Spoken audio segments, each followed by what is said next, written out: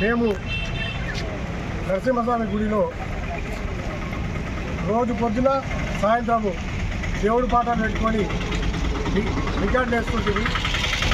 ఈ రికార్డులకు మా గల్లీలో ఒక పాస్టర్ ఆబ్జెక్షన్ చెప్పి మా రికార్డులను తీసేయమని మా అందరికీ పోలీసులు నోటీస్ ఇచ్చారు.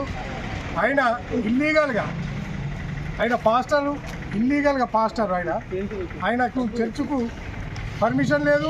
ఎలాంటి పర్మిషన్ లేకుండా సిద్ధపల్లికి వెళ్ళే, బెజ్జోరాకి వెళ్ళే, పల్లికొండకి వెళ్ళే మనుషులను తీసుకొచ్చుకొని మా గల్లీలో ఇల్లీగల్గా చర్చ్ నడిపితే అది ఆయనకు రైట్ అట. ఆయన నడుపుకోవచ్చు, ఆర్కెస్ట్రా పెట్టచ్చు, మొత్తం డీజే పెట్టి పాటలు పాడొచ్చాడు. కానీ మేము పొద్దున సాయంత్రం 2 పూటల మా గుడిలో దేవుడు పాటలు వేస్తే అవి తీసేయాలని ఈ భీమగల్ పోలీసు వారు మాకు నోటీస్ ఇచ్చారు. ఆయనకు మాత్రం మా సభ్యులు 70 మంది ఉంటే 70 మందికి నోటీసులు ఇచ్చారు.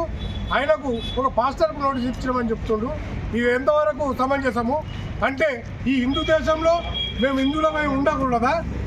ఇది అందరికీ మేము మా సంఘాలను మరియు గ్రామ కమిటీని అందరినీ కలుపుకొని ఇటు ఉద్యమాన్ని పెద్ద చేసి ఈ పోలీసులకు ఆ పాస్టర్కు బుద్ధి వచ్చేటట్టు చేస్తాం. జై భీమ్.